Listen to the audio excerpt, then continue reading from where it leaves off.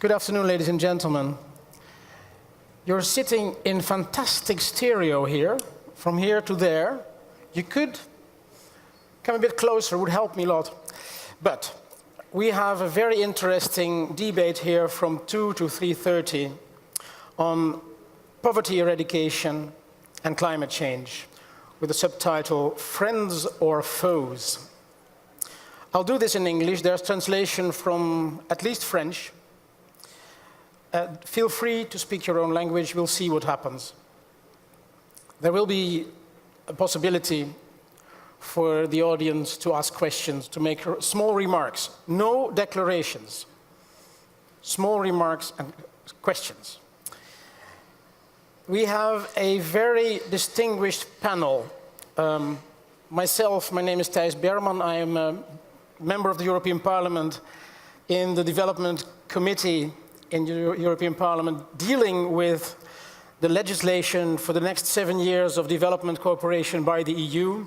I'm the rapporteur on the issue, so currently negotiating with the Council of Ministers on what I hope to be a very strong role for the European Union, a role in the world enhancing a sustainable future with equal chances for all, in a world order based on rights for every citizen. This is a human rights-based approach in a sustainable future. And I think that nobody can define any development policy today without a strong focus on climate and environment, on a sustainable way of using our natural resources. To my left, to your right, we have Connie Hedegaard, European Commissioner for Climate Action.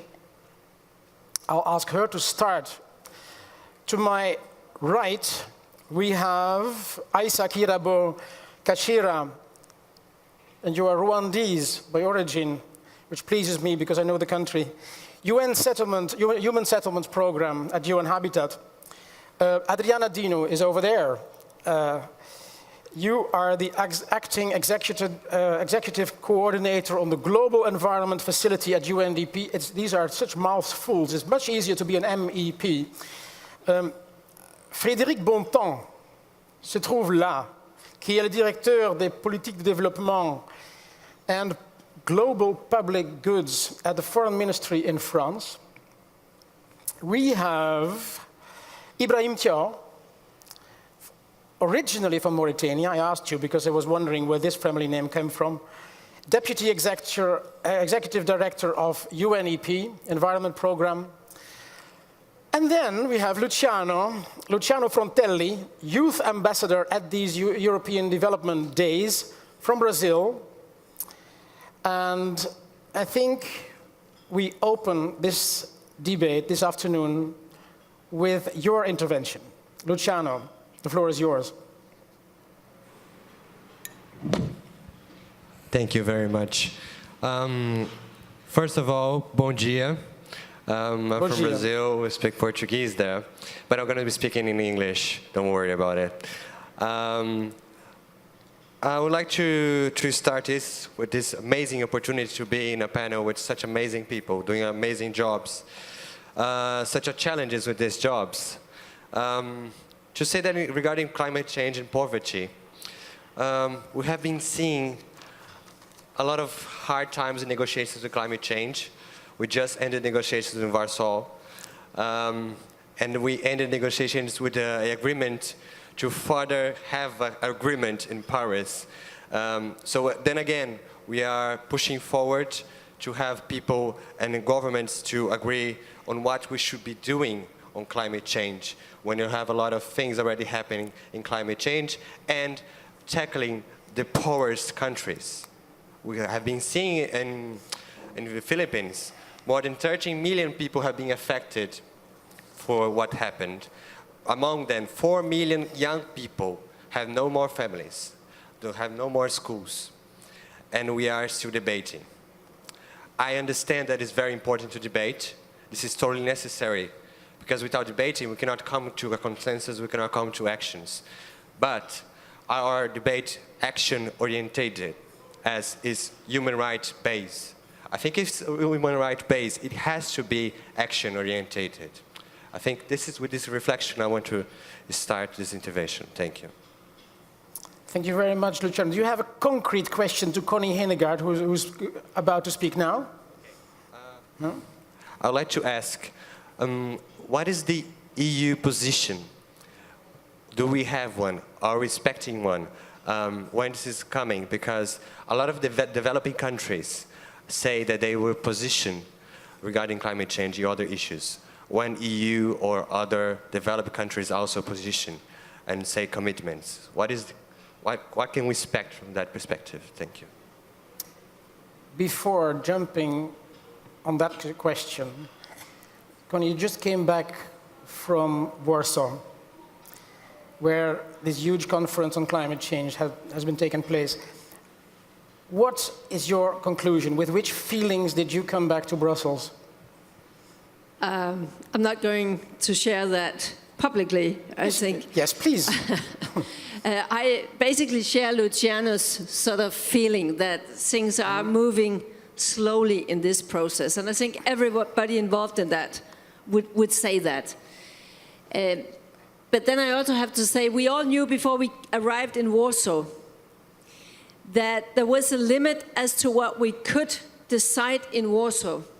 Because the deadline for a new agreement, 2015 in Paris, that was agreed by all countries in Durban 2 years ago. And if there is one thing that is for sure about the UNFCCC process, then it is that it will never surprise you by being faster than you thought it should be. So I think, having said these critical things, then I actually do think that we made a meaningful outcome of Warsaw. There is a timeline now, how to get to Paris. There is a clear sort of now pressure on everybody, go home and do your homework. So that at the latest first quarter of 2015, you will be ready to tell the world, what will your country's contribution be? Why is that important? That's because that is 9 months before Paris. And that is not only nice for Paris, that then we know what countries are planning, but that is because this is here you see that we are now engaging not in the total top-down process, because that we saw in Copenhagen, not enough wants to join that, but also not a total bottom-up process, because there we know that efforts will not be big enough. So now we have these 9 months when we have all the known pledges from countries, things that they intend to do. Then we can see, does all this add up to where we need to be in order to make Paris enough ambitious and in order to stay below the 2 degrees? So that is, I think, the roadmap that also our French friends and incoming COP president for 2015, that's what you will need. But when Luciana asked me, what is Europe then planning? We are planning to do our homework now. We have actually already started. I was with President Barroso this morning on our preparations for the homework. In January, mid-January, the Commission will present our proposal for Europe's targets for 2030. And our heads of states have already said that they will discuss that at their March summit. In other words, 6 months before Ban Ki-moon's Leaders' Summit in September, and in good time before the deadline that we have now agreed. So that is our firm intention, to be ready to say, what will Europe come to Paris with? You could now have a speech of 5 minutes if you wanted. Okay. You can also have me ask you questions. Up to you, Thijs. Good. If you want to continue along this, you're what? Then I would like to know, dear Commissioner, there's huge pressure in the European Parliament, in Brussels, from the lobbies, car makers' lobbies, huge pressure from the industry to postpone strong action on climate change. This is not the time, we are in crisis, wait. Do you experience this, and what is your reaction?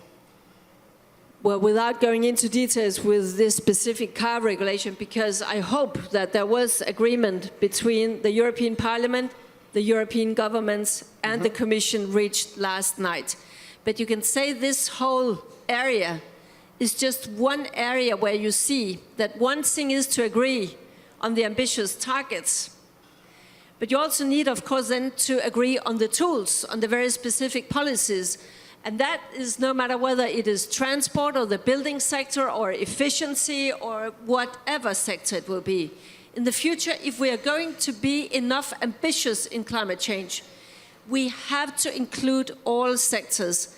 And that is why when this headline for today is sort of is it friend or foe, climate change and poverty eradication, I think that what we are seeing happening in the world of today is you will not have the development and the growth you need in the world of the 21st century unless you also take into consideration climate change. It's interlinked like this. And that is a challenge for us in the political systems, because that means that you have to break away from the old silo thinking, where here somebody, environment ministers or whatever, take care of climate, and finance ministers take care of development strategies, and somebody else take care of other areas. We have to think things a bit more across the board, so that when, for instance, we make the development strategies and the growth strategies, then we also have to take care of sustainability, environment, resources, and climate change. And of course, if we are smart, we find and identify the ways forward in creating development that will be good for many of these different purposes at the same time. Just to give you one example, access to sustainable energy. Yes. Access to sustainable energy, that's good for development. That is good for women's rights very often. That is good for education. Suddenly in a small rural area you can actually read in the evening and things like that. In other words, it's good for development. It's also good for climate change. And that should also be reflected when we talk about how to support these kind of efforts.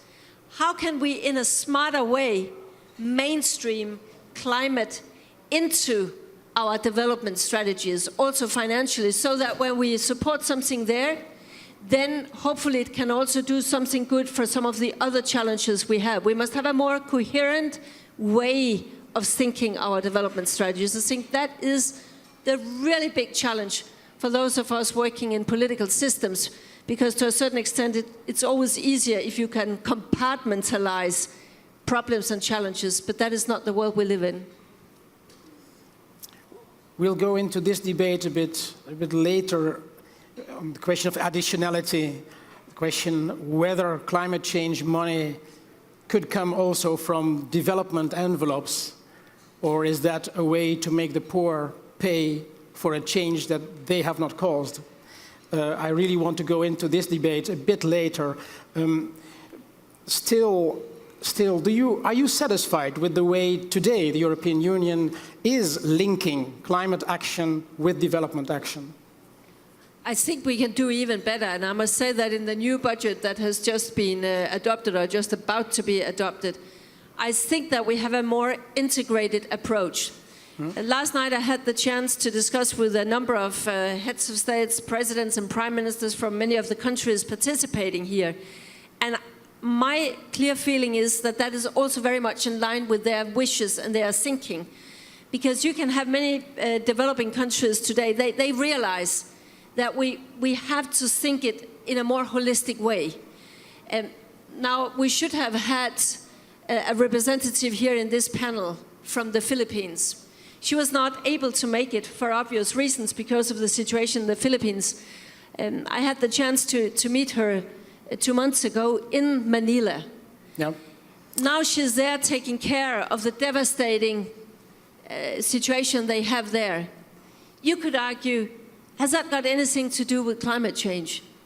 I asked the head of the World Meteorological Organization last week in Warsaw, is there any link there? And he said, yes, of course there is. It's because the waters around the Philippines in that part of the Pacific, they are warming up, heating up due to climate change. And at the same time, the way they develop, for instance, in Manila, they have increased waters 35 centimeters. I do not know how many people who know this. in this region of the world. And at the same time, they are depleting water resources in Manila, so that the city is literally sinking.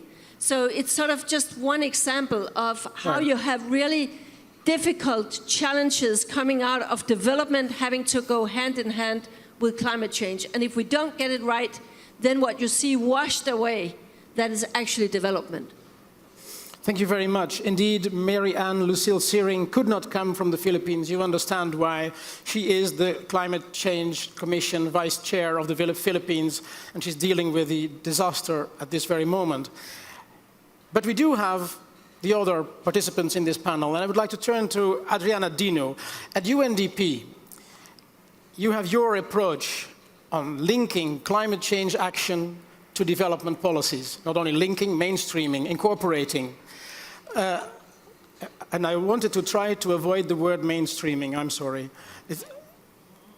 You try to avoid it as well? That's why you laugh? Fantastic. Very good. Adriana, you prepared us a PowerPoint in which you give your broad view and some examples, and I think it might be very helpful at this very start of our talk. Please go ahead. Thank you very much. I just want to make sure that this is working. Can anyone help Adriana with the microphone? Is it working? Yes, it does. Oh, yes, go ahead. So that's even more challenging. If I can have the PowerPoint, the first slide, please. Thank you very much.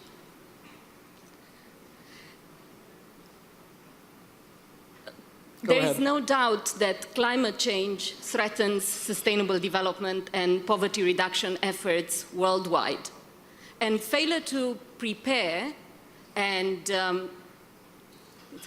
failure to prepare and to reduce the impacts of climate change will push an extra 3 billion people worldwide in poverty by 2050. That was the conclusion of the Human Development Report of 2013 of UNDP. With more than 1 billion people today living in extreme poverty, all the past, all the current, and the future poverty reduction gains will be absolutely not possible if we do not address climate change. So what you have said, Commissioner, was music to my ears, that you really need to align the climate change agenda and the development agenda in a better way that currently is aligned. The poorest communities are the ones in developing countries, are the ones that are impacted the most. They have a higher exposure to risk. They depend on climate-resilient resources and do not have the capacity to adapt. They do not have the financial resources. And if we are talking about the gender issues, women, due to their socioeconomic roles in the society, in terms of provisioning of food for the family, of water, of fuel, all these resources are even further constrained by the climate change, so they will be the ones that will also suffer the most. So I think our point is that the climate change exacerbates existing vulnerability and puts the ones at risk, they lock them in the cycle of poverty. So this is absolutely essential that we should recognize the impacts of climate change in the development agenda up front, because otherwise we cannot achieve sustainable development. What you have in the slide is only the United Nations Development Programme portfolio in looking at the climate change adaptation only in least developed countries. We work on both mitigation and adaptation, but I just wanted to show this, how important is it for the least developed countries to access climate finance for adaptation to climate change. Because sometimes, you know, the debate, we also focus far too much on mitigation, which is extremely important, but given what we have heard in terms of the impact on the poor communities, how are we going to support the poor communities? If I can have the next slide.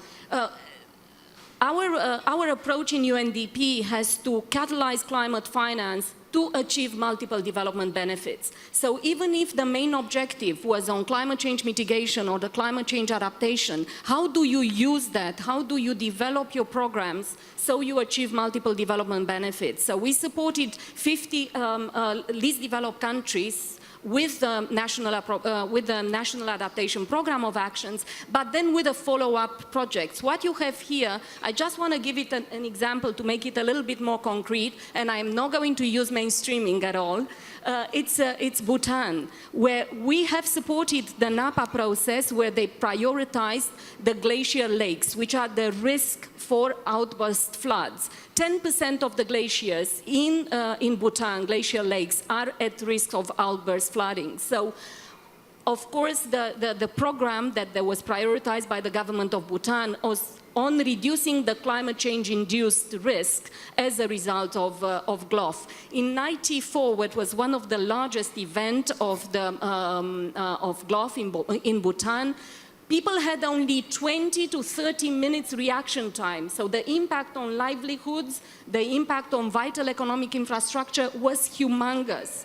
So what we have done with the help of Least Developed Country Fund, Climate Finance, we looked at coming up with a strategy by which upfront we incorporate gender targets to make sure that 30–40% of women are involved in the Cash for Work program for lake mitigation work, for artificially lowering the glacial lakes, also for training and to prepare the the Disaster Management Act. This is absolutely critical, the link between what you do in community-based approaches and also enabling environment and the policies and the institution capacities that you need to have in place. So we use the climate finance, but the benefits were clearly embedded into the poverty reduction and also replication benefits, because neighboring countries with similar programs do this, are initiating the same programs. If I can have the next slide, please. But is it always the case? Is it always that the climate finance is used for sustainable development or for poverty eradication? Since this debate is friends or foes, we know numerous examples where we spoke about foes. Monocultures that are good for carbon sequestration and reduce biodiversity and reduce ecosystem services, degrade ecosystems, on which poor communities depend on. How do we feel about that? Reform, energy subsidies, impact on the poor, and so on. CDM, Clean Development Mechanism, excellent. In the CDM, you did not have a promotion of the synergies up front between mitigation and adaptation, yes? So it was up to the host country to decide if they will use the climate finance money to achieve sustainable development benefits. And in most of the cases, we saw that that was not what happened when it was accessed mostly by upper middle income countries or middle income countries for HFCs 22 and 23 reduction with massive climate change mitigation benefits, agree, but no sustainable or very little sustainable development benefits and poverty alleviation benefits. So how do you change the paradigm? How do you make sure that the adaptation and mitigation agenda are more closely related, and how do you use something like CDM for sustainable development? We established what was called a MDG carbon program, was established in UNDP in 2007, by which we try to help the countries that are underrepresented in the carbon finance market and also to link the climate finance to sustainable development benefits to achieving the MDGs. And the example that you have there, it's a study for a National Appropriate Mitigation Action, a NAMA, on sustainable charcoal in Uganda. 90% of fuel that is used in Uganda for cooking is from charcoal. Now, usually if you look at a clear program looking at only achieving climate change, a typical CDM project, only achieving climate change benefits, then you are looking only at improving the energy efficiency on the fuel stoves. But if you are looking at the entire value chain and certify the value chain from the harvesting, production, transportation, delivery, and you make sure that everybody participating is incentivized for a sustainable charcoal, what a beauty can that be, because you can, this is relevant for most of Africa, which depends on charcoal. So I think my point is that we can work on poverty alleviation and climate change to be mutually supportive. And I would think that if we know that they are good examples. We have to unleash their potential and make sure that more systematically we use it. One of the flagship initiatives that we have with European Commission is on a low emission capacity building program. This is helping developing countries coming up with low emission development strategies. So you're looking at the development up front. NAMAs, but what type of national appropriate mitigation actions? Can we see a way that we combine the national adaptation plans and you have bigger synergies between them and the low emission development strategies? I'm avoiding saying NAPs and LEDs because this is the world of acronyms. Is there a way by which we can promote these synergies between mitigation and adaptation, because those will result in co-benefits in sustainable development, and also to integrate this in the sustainable development agenda? I think that I was very happy to see in Warsaw, someone was happy in Warsaw, so obviously, to see an acknowledgement of the program that we have in UNDP together with UNEP on the global support for the countries for the national adaptation plans, because we see that are massive opportunities on linking them. Of course, you need to move from what is a low-cost, least-risk intervention, which will be in the countries with high capacity and where it's easiest to operate, to what it is high-cost, high-risk intervention, but having sustainable development benefits. And my last slide is we need to reframe the debate, and I will ask the question on how do we make the poverty alleviation and the climate agenda working, always working for each other? Mm-hmm. And your answer? You want my answer? Yes, of course. I thought that I will escape easy and I give it to you for discussion. I mean, there are, I think one of them is related to recognizing the impacts of climate change and integrating in the development strategies. That was clear up front in the sustainable development strategies of the countries.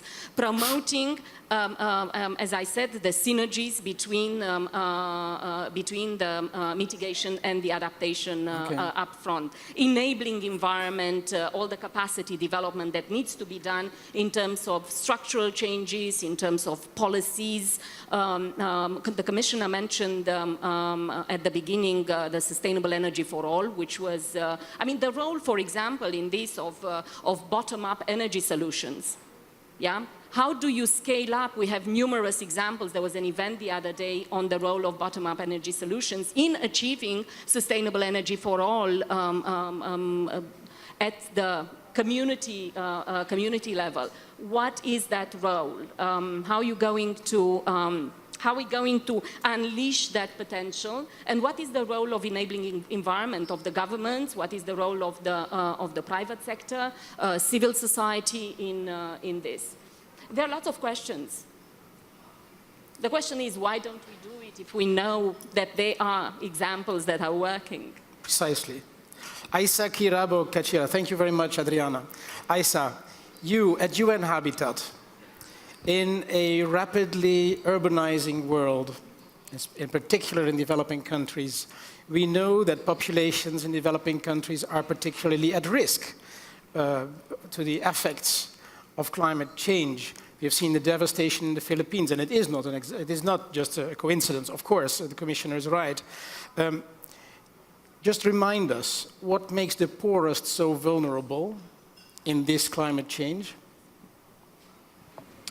Thank you very much. Let me first of all thank the previous speakers for their very precise and eloquent presentation, which will make my reflections a bit brief. Starting off with our youth ambassador, who reminded us that we are here discussing, but somewhere people are suffering, and we all know this, and we've been discussing for years.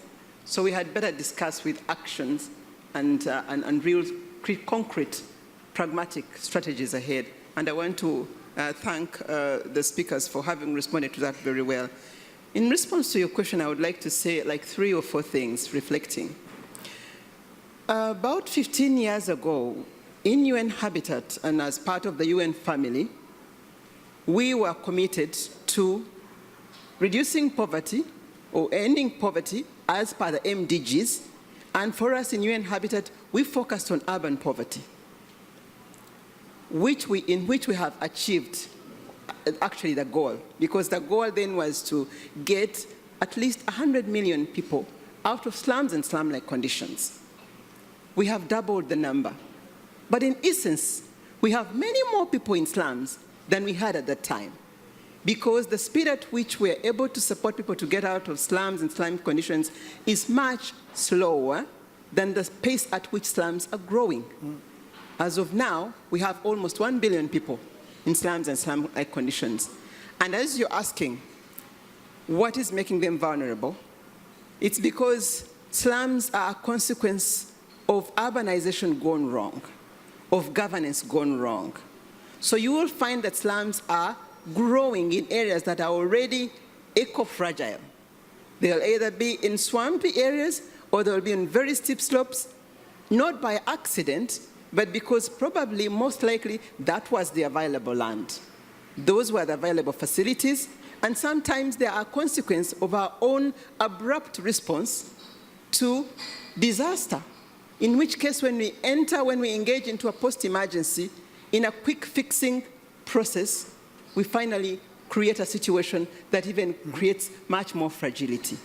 And so because of that, we have lessons to learn from the past, which I would like to highlight here. The first one is that if we are to talk about poverty eradication and climate change issues, we need the necessary level of political will and leadership to drive this process. And I do believe that while we are talking about poverty, even in developing regions like Africa, growth is still taking place. There is poverty, but there is economic growth. And the bigger question is, where is that economic growth taking place and how is it being facilitated so that it doesn't turn into a disaster?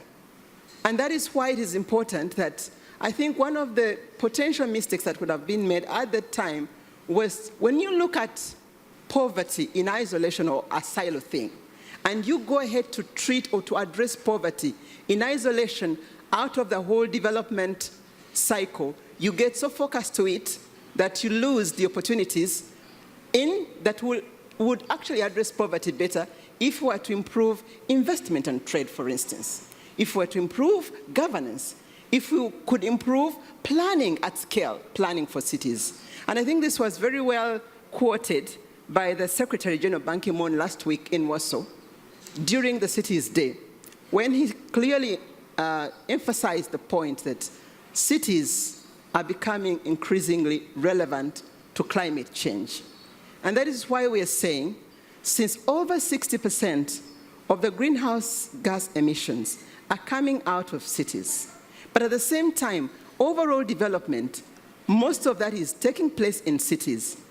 Let's close our eyes and ask ourselves, if we had a choice, would we do without cities? I wouldn't believe so, because cities or urbanization is a man-made phenomenon that facilitates us to most efficiently utilize our resources. And it has worked well in the developed world to a large extent because it was preceded by industrialization, supported with governance, supported with planning, and of course with investment. When the mayor of Warsaw yesterday, or rather last week, was talking about how she's been able to address issues of climate change, was talking about big investment. And there is funding from the European Union to support her, to have mass transport, to have energy efficiency, to have... But when the mayors of the developing countries are talking about, they're talking about, of course, the charcoal story. I'm sorry to put it like so. It is important to have issues to do with addressing issues of climate change at that micro level, but we need to be aware of the size of the problem and create strategies and policies that are relevant to the size of the problem at that level of scale.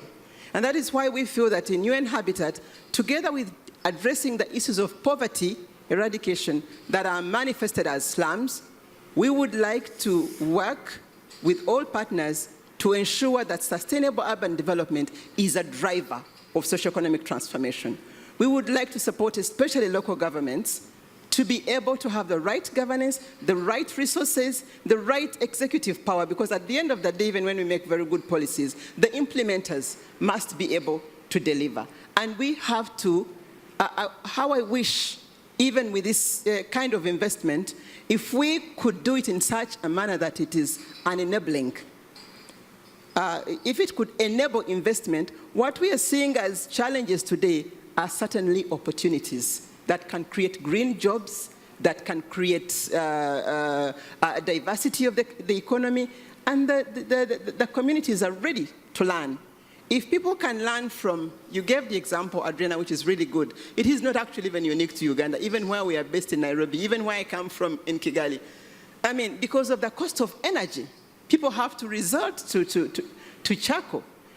And it is important that we do address it like so. But when you look at the whole overall economic structure of the city, especially in the developing world, we need to get back to the drawing board and ask ourselves, how can we support socio-economic transformation in a sound manner, and how can we ensure that the existing development policies, Honorable Connie referred to the silo system.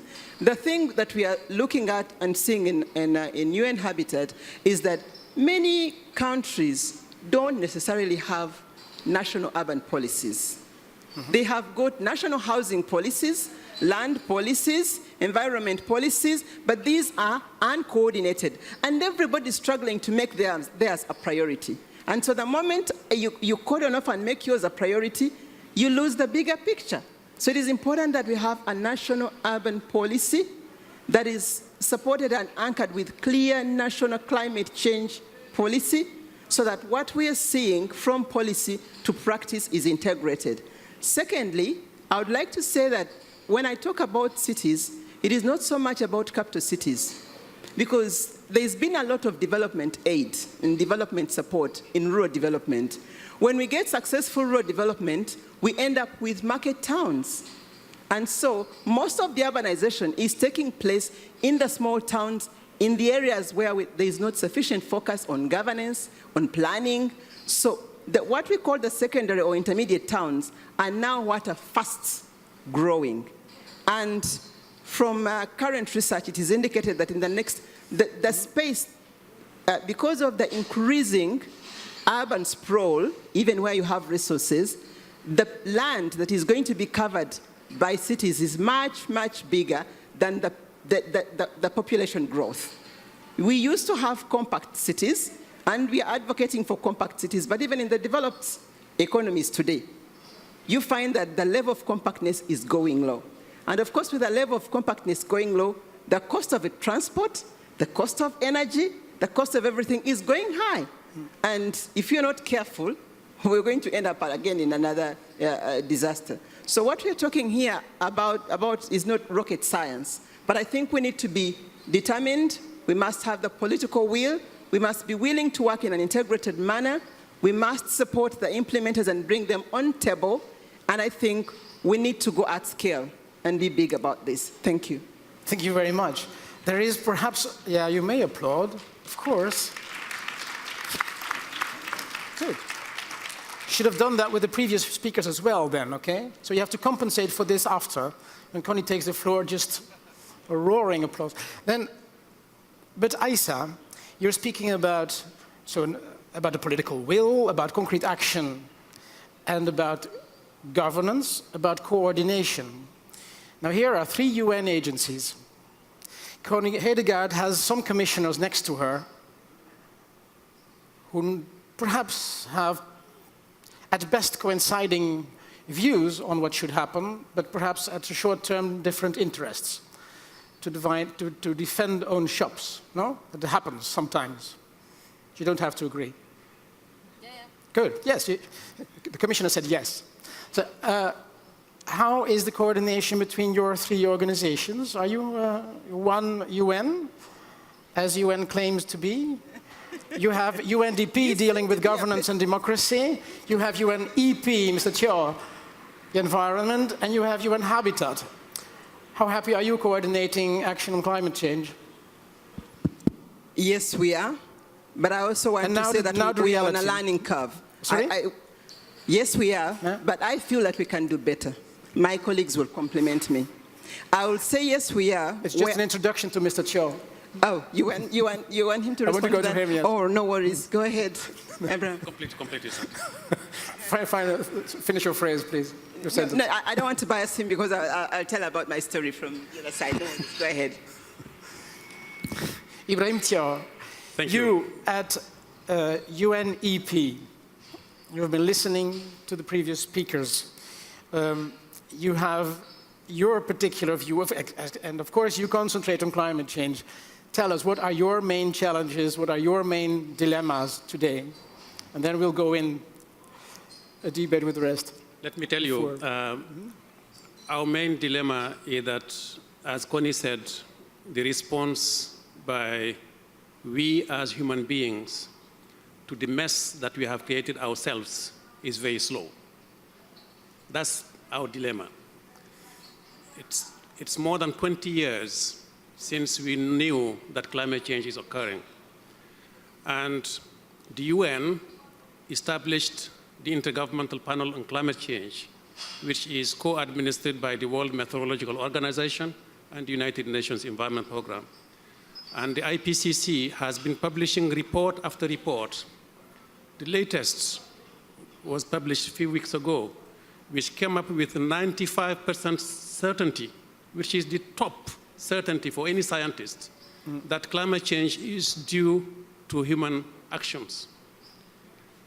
So our dilemma is, how come that we as humans, we have created this problem, and we know that we can fix it, but we are not doing it.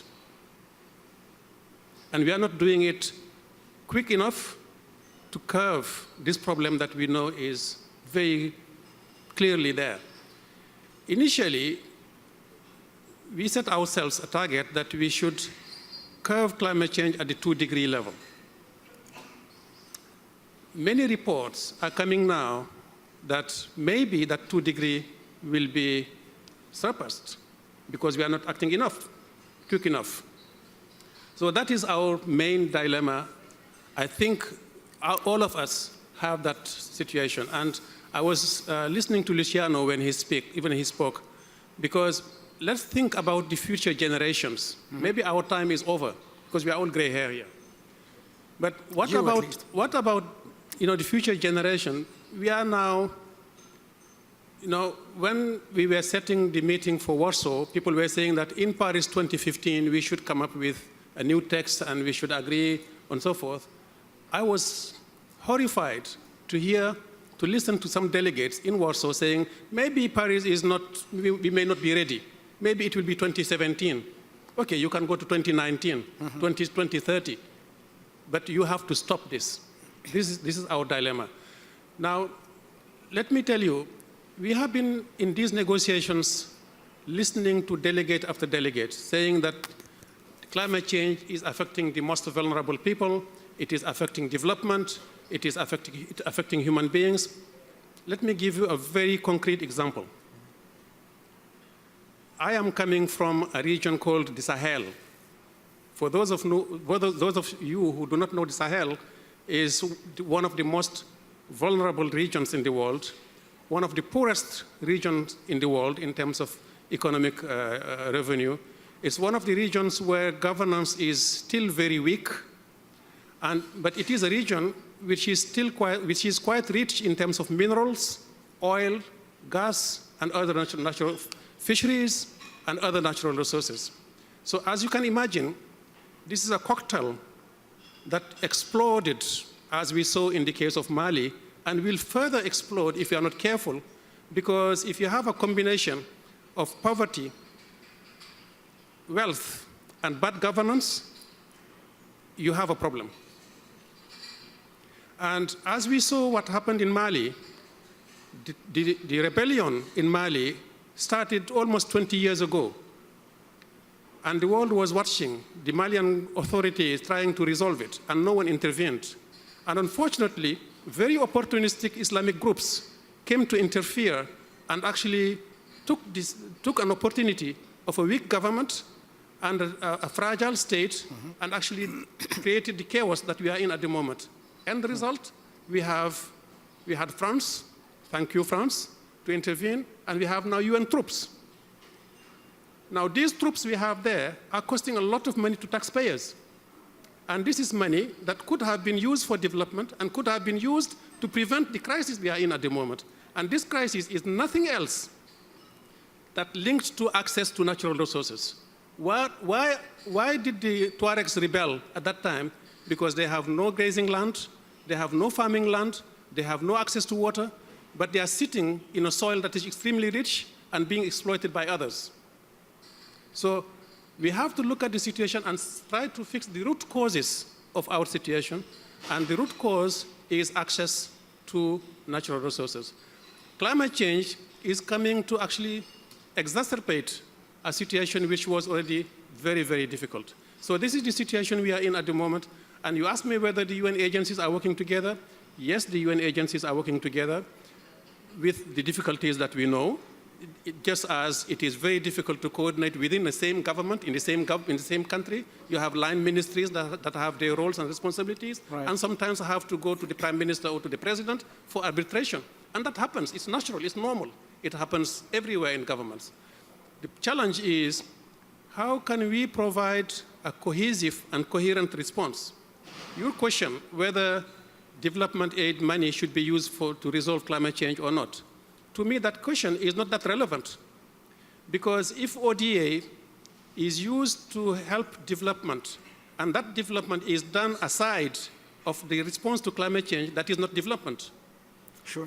You said that you would not use the word mainstream, but development aid has to be mainstreamed because we have a fundamental problem. If you want to resolve the problem of the populations of Gao in Mali, you have to take into account climate change. You cannot dissociate the response from development to the response from climate change. It is integrated, it has to be coherent. And as long as we continue to work in parallel streams, we will not achieve what we want to achieve. Thank you, Ibrahim Thiaw. Hey. Frédéric Bontemps, thank you, France, for going to Mali. But France has climate change, adaptation and mitigation as one of its 3 axes of development cooperation. You should tell us more about this, please. Thank you, and I will speak in French. Allez-y. Peut-être 2 mots tout d'abord pour dire que nous avons eu des explications extrêmement convaincantes, et je n'y reviendrai pas, sur les liens qui existent aujourd'hui entre le réchauffement climatique et les questions de pauvreté et d'éradication de la pauvreté.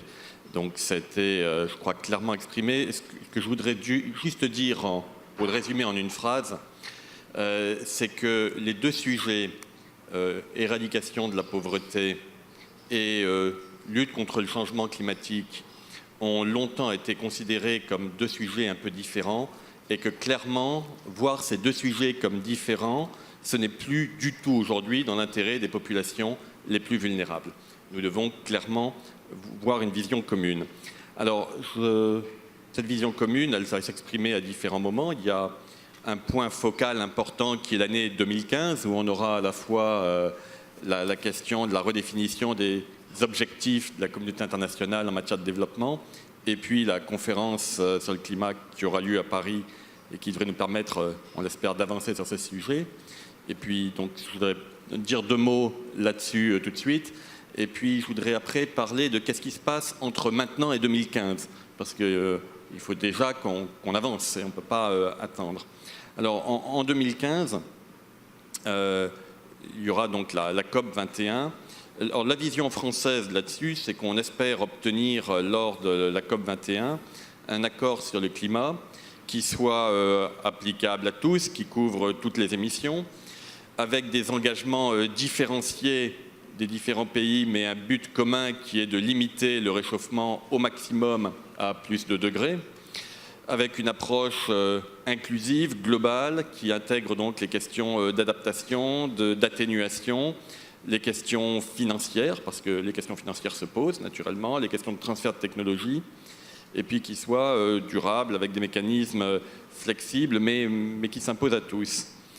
Et pour faire ça, je voudrais juste insister sur 2-3 aspects importants qui doivent être pris en compte dans cette négociation.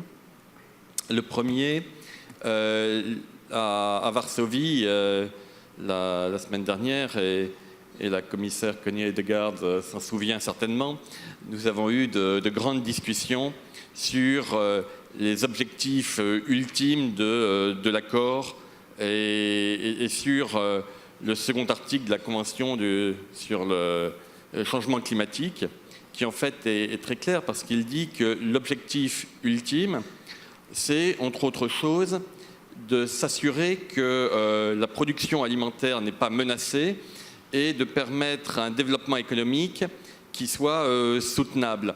Ce que je veux dire par là, c'est qu'on voit déjà que dans les conventions climat, dans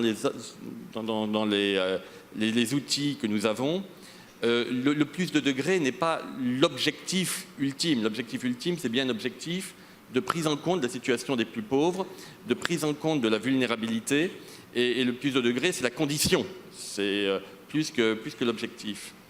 Et ça, c'est quelque chose qu'il faut qu'on ait à l'esprit. Le second point que je voulais dire à propos des accords de 2015 tiennent aux questions financières. Alors je pense qu'on aura l'occasion d'y revenir. La transition vers une économie à bas taux de carbone et qui soit adaptée aux nouvelles conditions climatiques va supposer une grande transformation donc, de nos systèmes de production avec des montants extrêmement importants de financement public et privé. Et je le dis tout de suite, il ne faut pas se faire d'illusions. Je crois que les financements privés seront extrêmement importants et seront essentiels dans cette transformation. Et on pourra en débattre si vous le voulez. Dans le même temps, il faudra des financements publics, additionnels par rapport à ce que nous avons aujourd'hui. Et je crois que l'un des points sur lesquels nous avons une clé de succès, c'est les questions d'adaptation, dont on peut se dire qu'aujourd'hui, elles sont assez largement sous-financées. Les questions d'adaptation sont des questions qui ont besoin, peut-être plus encore que les questions d'atténuation, de financement public. Et c'est quelque chose qu'il faudra nécessairement prendre en considération. Alors, la France a fait un petit geste un peu symbolique, mais qui était important lors de la conférence de Varsovie, en donnant une contribution au fonds d'adaptation qui a permis d'atteindre la limite des 100 millions de dollars qu'on avait fixé, je dirais, comme minimum nécessaire pour pouvoir progresser. C'est naturellement très symbolique à ce niveau-là, mais je crois que ça illustre le fait que l'adaptation et le financement de l'adaptation est un sujet absolument majeur sur lequel il faudra revenir et qui sera un sujet important pour Paris. Et puis alors, le second point sur lequel je voulais intervenir, c'est qu'est-ce qu'on fait entre ici et la conférence de Paris, et comment est-ce que l'on s'assure que ces questions de développement et de questions de changement climatique sont bien traitées de façon conjointe et peuvent avoir des effets de synergie entre les deux. Alors là-dessus, je voudrais juste poser 3 principes sur la table, 3 idées très simples. Alors le premier principe, ce n'est pas quelque chose de nouveau, ça s'exprimait déjà en latin, primum non nocere, tout d'abord ne pas nuire, do not harm. Et qu'est-ce que je veux dire par là? C'est que ça ne fait pas de sens de dépenser des grandes quantités d'argent, privé ou public, pour des questions de développement, si on est obligé de dépenser des quantités d'argent équivalentes ou supérieures pour compenser les effets climat des investissements qu'on réalise. Je vais donner simplement 1 ou 2 exemples. Nous avons décidé de notre côté, en France, de ne plus financer sur des crédits d'aide au développement des centrales à charbon si elles ne sont pas accompagnées de dispositifs de capture et stockage du carbone. Vous avez vu que le président Obama, hier, a pris la même décision. Absolument. Nous l'avons prise il y a 4 mois de cela.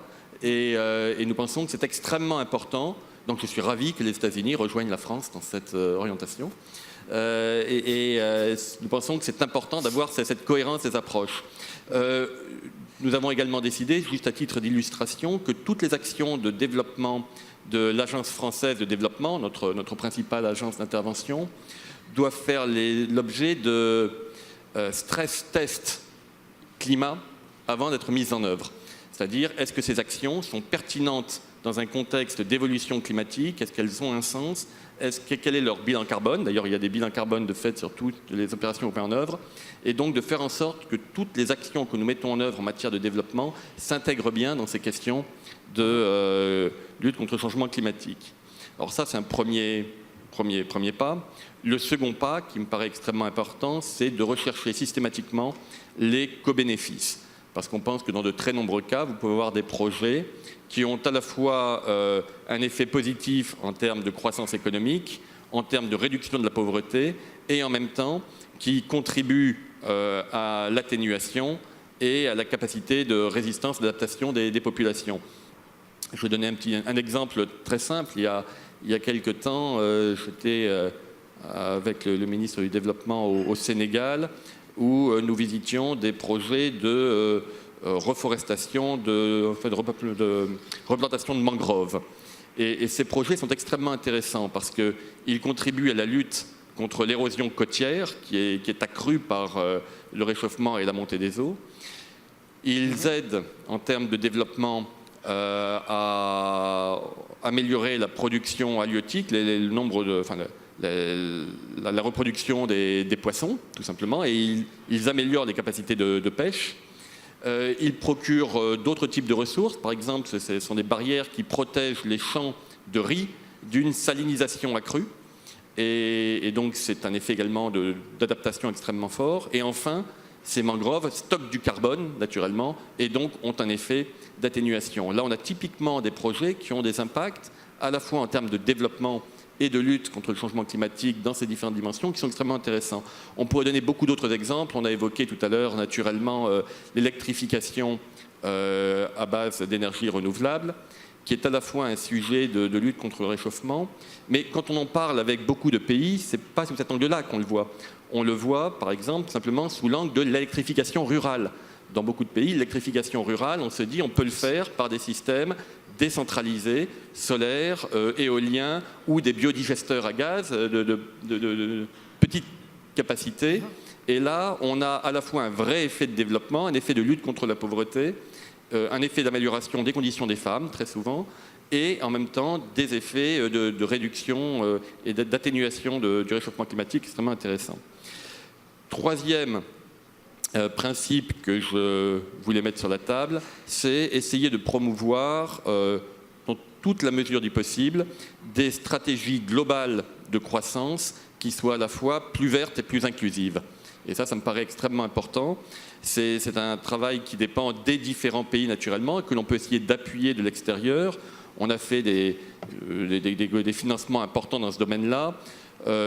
C'est-à-dire un travail quand je dis qui dépend des différents pays, pas uniquement au sud. En France, par exemple, nous avons un plan national d'adaptation, et dans les différents pays de l'Union européenne, ce type de démarche est en cours. Mais il faut naturellement qu'elle soit également en cours dans les pays du sud qui sont extrêmement exposés.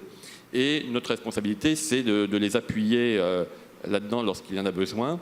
Alors on a financé ce genre d'action, par exemple, avec le Fonds français pour l'environnement mondial au Burkina Faso, au Bénin, au Sénégal, au Niger. L'AFD a financé de remarquables programmes extrêmement intéressants de stratégie globale de pays pour aller vers une croissance plus verte en Indonésie, par exemple, au Vietnam ou au Mexique. Ce sont des choses qui sont tout à fait passionnantes et sur lesquelles il faut qu'on continue à travailler.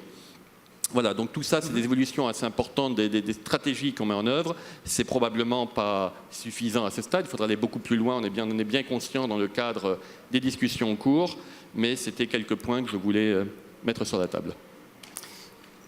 Frédéric, oui. Frédéric, permettez-moi une question supplémentaire. C'est quand vous dites que, en fait, l'objectif de ne pas aller au-delà de 2 degrés de réchauffement de plus par rapport à ce qu'on a aujourd'hui, que ce n'est pas un objectif en soi, c'est une condition. Et vous avez mis beaucoup d'emphase sur l'adaptation. est-ce que cela veut dire qu'en fait, entre les lignes, on peut y lire qu'on n'arrivera pas à cet objectif de moins 2 degrés et que l'adaptation est donc d'autant plus importante? Ou est-ce que je vous ai mal compris là? Non, je n'ai pas dû être assez clair en m'exprimant. Quand je veux dire que c'est une condition, je veux dire par là, c'est une condition absolument nécessaire et indispensable. C'est-à-dire, mais la question, c'est pourquoi cette ligne de 2 degrés? Et ce n'est pas une ligne absolue, il n'y a pas de religion du chiffre. C'est une ligne parce que l'on sait que si on va au-delà de 2 degrés, on entre dans une zone d'incertitude avec des conséquences possibles sur les populations qui sont dramatiques. Et ça, c'est ce qu'on veut absolument éviter. Donc, la seule chose que je voulais dire, c'est que le but ultime, c'est bien de préserver les conditions de vie des populations et les conditions d'un développement harmonieux. C'était là la seule nuance que je voulais apporter, et il n'est pas question pour nous du tout de renoncer à l'objectif des 2 degrés qui doit être au cœur des discussions à Paris, avec toute la difficulté qui a déjà été soulignée, d'avoir cette approche bottom-up avec des engagements nationaux et en même temps de s'assurer que ces engagements nationaux s'inscrivent dans une trajectoire qui est compatible avec la limite des 2%. C'est cette très forte tension entre les deux approches qui est au cœur aujourd'hui des discussions sur les changements climatiques. Very good. Thank you. Yes, Ibrahim Thiaw, please go ahead. Je voulais juste réagir par rapport à ce point de 2 degrés et de l'adaptation. Il faudrait qu'on soit très clair. Les 2 degrés, plus 2 degrés Celsius supplémentaires par rapport à la température actuelle, c'est déjà trop, c'est déjà beaucoup pour une grande partie de la population mondiale. Vous savez, quand on parle de 2 degrés, c'est 2 degrés en moyenne au niveau de la planète. Cela ne veut pas dire que c'est 2 degrés partout dans le monde. Et nous savons qu'il y a des zones où on risque de dépasser les 2 degrés déjà. Et nous savons qu'il y a des zones qui sont extrêmement vulnérables. Tout à l'heure, quelqu'un a parlé du cas des Philippines. Et les scientifiques estiment effectivement que la température de l'eau des océans s'élève déjà au-delà des 2 degrés dans beaucoup de régions. L'UNEP, nous-mêmes, nous avons publié des rapports qui ont montré que sur les 64 régions de large marine ecosystems, seulement une région a une température stable. Toutes les autres ont des températures déjà supérieures. Et donc, c'est une question qu'il faut débattre avec beaucoup de certitude, que les 2 degrés, on n'est pas nécessairement dans le safe, on n'est pas sûr que ce n'est pas déjà trop. L'autre question que je voulais dire, c'est qu'il semble qu'il y a une espèce de fracture dans les négociations entre les besoins d'adaptation des pays les plus vulnérables et la réponse par rapport à l'adaptation. Il y a une espèce de fracture, on fait une espèce de jeu du chat à la souris. Entre quoi et quoi? La réponse du monde en ce moment, elle est sur l'atténuation.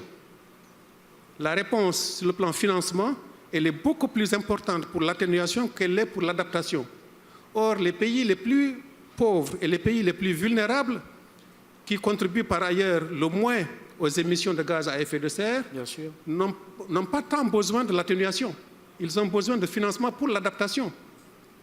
Et donc, il faudrait qu'on soit aussi très clair que tant qu'on ne répond pas aux besoins de ces populations et aux besoins des États insulaires les plus vulnérables, tant qu'on ne répond pas aux populations les plus vulnérables dont on a parlé auparavant, bien, on aura un divorce et on n'aura pas une négociation saine.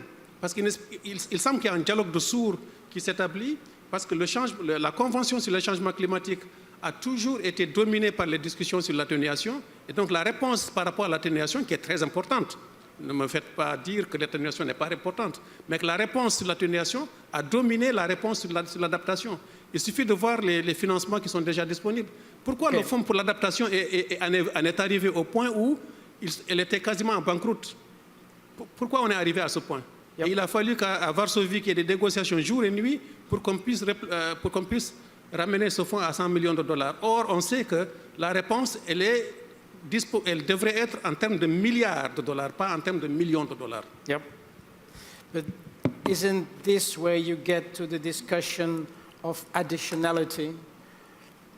Because this is a question of money, isn't it? In large part. Of course, in the European development policies, at least half of programs will have to be completely climate-proof in the next 7 years.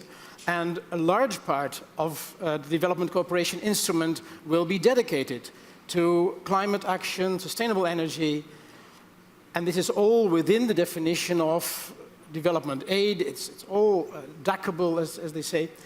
But we have always maintained in the European Parliament that climate action should be financed on top of development aid. Because otherwise you would give, as they say in Dutch, you would give the developing world a cigar from their own box. It's their money, their development money, and if we pay our result, our climate change from their money, we are stealing from the poor. That's what the European Parliament maintains, but we lost this battle. I think we lost this battle. Connie, did we lose it? Or is it not so gloomy? It's not so black-white, because there still has to be more money coming for climate change purposes. And that is very important, and I'll come back to also how it can be scaled up, sort of real additional sources. But I just think that Mr.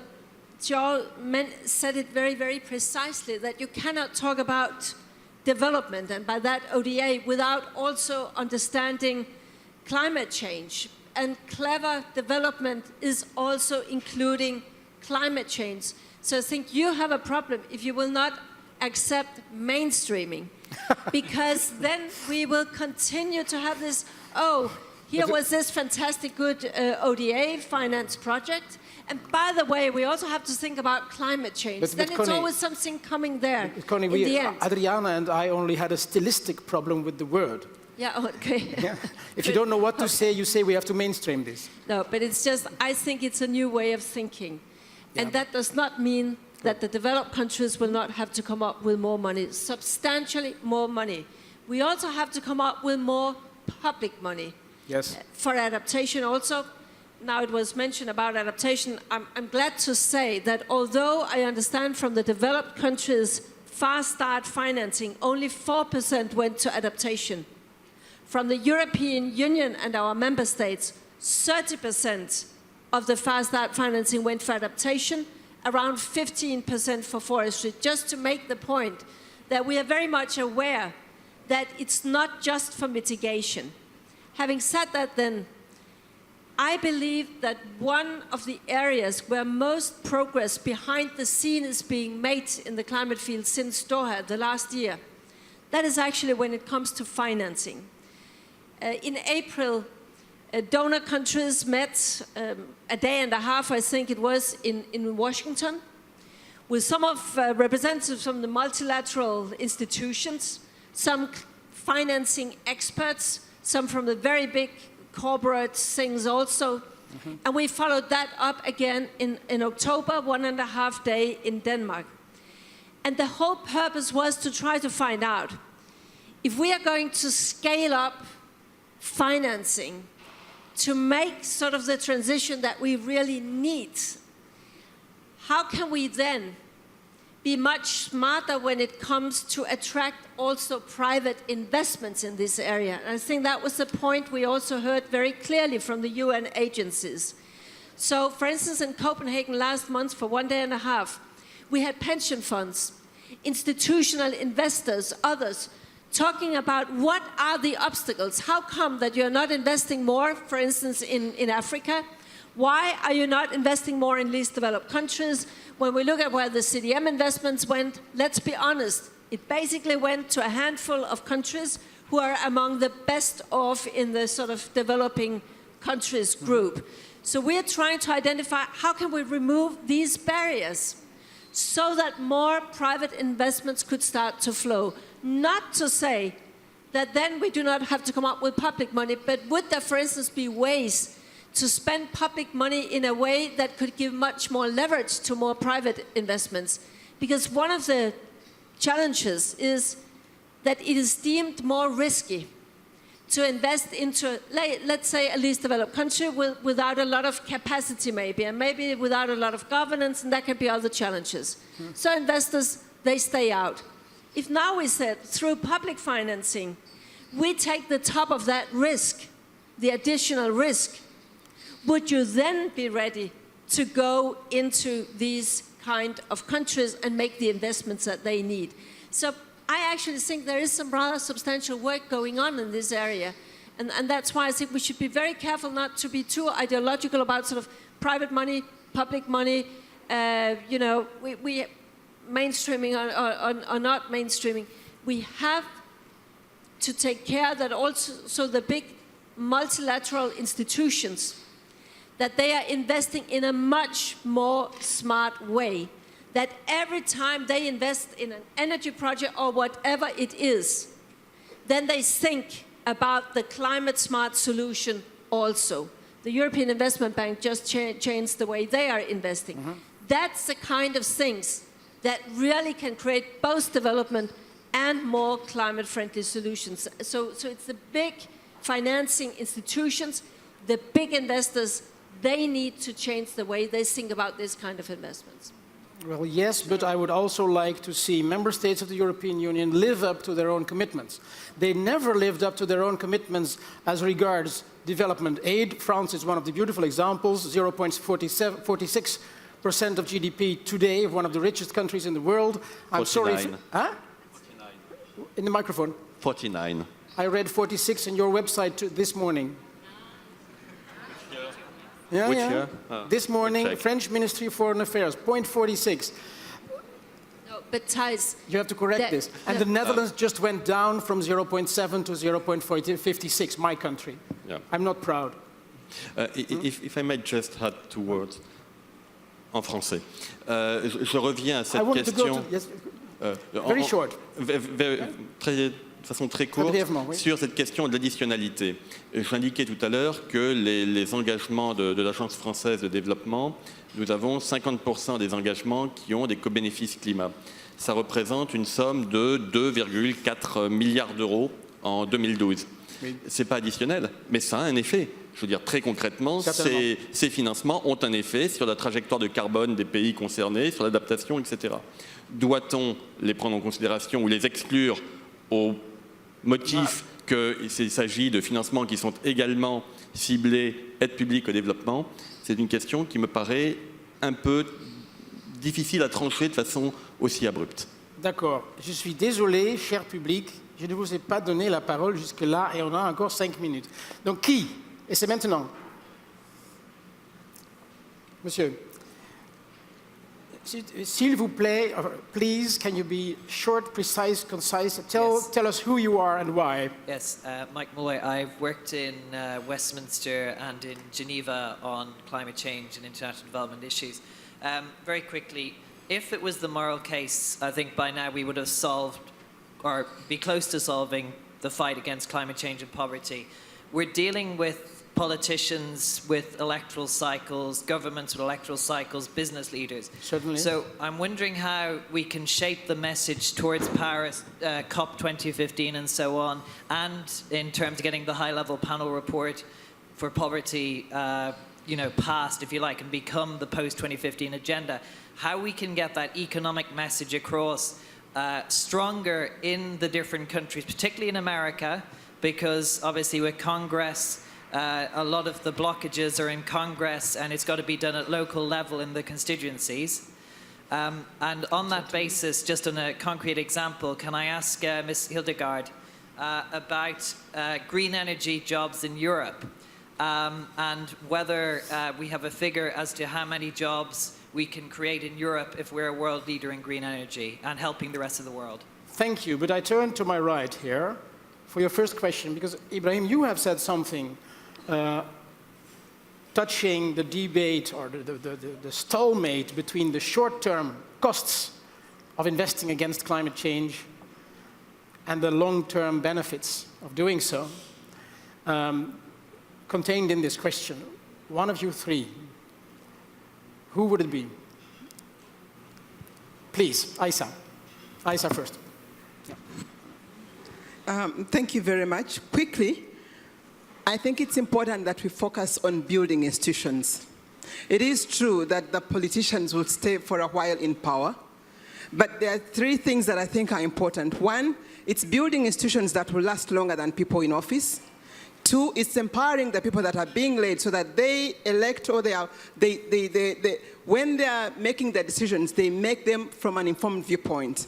And I think this is why I like what the youth representative said, and I also like what the Secretary General has said, that we need to support the youth in the economic empowerment and in the transformation. And once the youth are more informed and knowledgeable about issues of climate change, then it becomes a fundamental governance issue. Especially youth and women will be the key change agents. Third, it is putting in place policies that will ensure that when people come and go, the policies will be protected under the rule of law. Really, it's institutional capacity building, it's the right policy, and it's the right empowerment of the people. And certainly, as you're saying, partnerships amongst ourselves. If you can allow me, I'll just highlight a little bit on that, because I think we have a typical example. We've had a program on slum upgrading, supported by the European Commission for the last 15 years, working on slums, but we are learning that we've been narrow. We need to broaden, and we need to touch not only at operational level, we need to advise at strategic policy level, and we need to touch deeply into capacity building of institutions, working closely with our sister agencies. That's why I was saying that it's a learning curve. We need to move bigger and at scale. Thank you. Thank you. Connie Hedegaard. Well, very briefly, I think that if you want to change the narrative, first thing people need to understand is business as usual also comes with a high price tag. And as long as people still think that that comes with no price tag, then we have a distorted debate. So that's very important. And I think events like the Philippines and other tragic events should sort of make that point go through. I also think that it helps when we now have the #1 in the World Bank, Jim Kim, #1 in the IMF, Christine Lagarde, and #1 in OECD, Angel Gurria, making big economic presentations about the economic state of the world and the growth aspects, where often almost half of their speech is about you won't get it right economically if you don't get it right on climate change. So in that sense, I think there is a paradigm changing. And then I think that your point about green jobs, we should talk about shared opportunities. Right now, we are talking about, oh, who takes the highest commitment? And there's still this, I don't do because I'm this kind of country, you should do more. The moment we start to see that what we are talking about is whether you want a fair share in the development model of the 21st century, then I think we can more profoundly change the narrative, and everybody will understand that if they will have an interest in being part of this, it's not about giving that responsibilities to others, but of course with differentiated responsibilities according to the respective capabilities. Thank you very much. It's time for famous last words, because we're closing this meeting here, really. Adriana, 1 minute. I don't know if this is a famous last word, because I wanted to intervene in the discussion of climate finance, because there was something that was not discussed on the finance, the importance of finance, which is how you use it, because this is extremely important in terms of supporting the developing countries, accessing the finance, combining and sequencing the different sources of funding to achieve the multiple development benefits, including climate change and poverty alleviation. In this sense, using development aid money to create the right policies, the risking instruments that should be in place to catalyze larger scale investments for the mitigation, for example, larger scale investments in renewable energy. You can, like very recently, we just launched work into de-risking renewable energy investments in order to transform the renewable energy market. So these are very critical, and it's the role of the finance. Thank you very much, Adriana. Ibrahim. I just wanted to react to the question about your question, Thais, when you said that some Europeans are saying that we are in crisis, we cannot solve climate change now, just delay it. Well, let me tell you, if Europe is in crisis and Europe wants to get out of the crisis, they will have to use climate financing to get out of their own crisis. Climate change is a wonderful opportunity to create jobs. I think that was what was the question coming from. Think about if you have to to improve the energy efficiency, you have to make huge investments. If you want to have energy, renewable energy, you have other investments which create jobs. And this is a wonderful opportunity to actually turn your economy and turn it into a green economy and see it as a solution. So every problem is an opportunity. And this climate financing is an opportunity for us. You could become a politician. Optimism is always necessary. Aisa, please. 1 minute. Yeah, many thanks. First of all, thank you very much for this opportunity, because I feel it's timely for all leaders that the post-2015 is giving us an opportunity to reflect on that which we've obtained from the Millennium Development Goals and decide what we want to consider our priorities for the next 20, 30 years. And I do believe that cities and climate change must be one of those key priorities that should be given the right level of political support, strategy, and investment. Thank you. Excellent, thank you very much. Connie Hedegaard, you have to run. You're already full of energy. Sustainable, I hope. 1 minute. I'll just say, I think all of us should protest when we hear people arguing for cheap solutions where we know it's only cheap for today and tomorrow, but not for the longer term. And that's what we also need, to try to be a bit more vocal when people have too much short-term thinking, because we cannot solve long-term challenges through short-term thinking. And I think I've only talked on behalf of Europe here, but that's at least what we very much need in Europe, also to be able to afford longer-term thinking, because else it's going to just be sending the bill to future generations. Absolutely. Thank you very much. Frédéric. Oui, juste pour dire que si nous abordons la conférence de Paris avec le même état d'esprit que nous avons abordé les conférences différentes, Copenhague par exemple, en se disant il y a un fardeau qu'il faut se partager entre nous, qui est le fardeau du changement climatique, oui, on aura les mêmes résultats, parce que la capacité de la communauté internationale à tomber d'accord de façon unanime à 190 États pour se partager un fardeau est à peu près égal à 0. Donc il faut effectivement avoir une vision totalement différente, c'est ce qu'on essaye de promouvoir, en disant effectivement, voyons les choses positivement. Il faut avoir un agenda positif, l'agenda des opportunités. Quelles sont...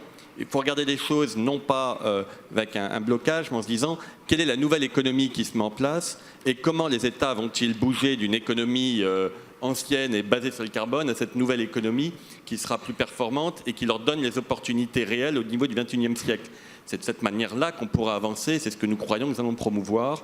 Et tout dernier point, et là on va rejoindre en 2015 les deux débats entre la question du changement climatique et la question des objectifs de la communauté internationale en matière de développement. Il faudrait que cette nouvelle économie soit non seulement plus verte, mais je vous l'ai déjà dit, je voudrais le redire, plus inclusive, parce que si l'on veut qu'elle soit durable, il faudra que tous puissent y prendre leur part. Merci infiniment. Last words. Let Luciano, you finished, you started also. Thank you. So I will quote my friend in the second row with the young people as well. As more I listen and more I see the debates, yes, I understand that this has to be a people's mandate, the 2015 framework and the climate change goals that we are going to hit. This has to be a mandate for everyone, not only governments, not only the agencies, the peoples who are living in this world has to listen, understand, and be connected to what we are talking about in this room. And they understand how important it is to everyone to help us to get into a better world. Thank you. Thank you very much. You're so right, Luciano. May I thank Connie Hedegaard, Aisa Kachira, Adriana Dinu, Ibrahim Tia, and Frédéric Bontemps for your excellent presentations and your insight. May I thank you very much for your concentration and your kind attention. And we'll meet in other debates here at the European Development Days. Thank you very much.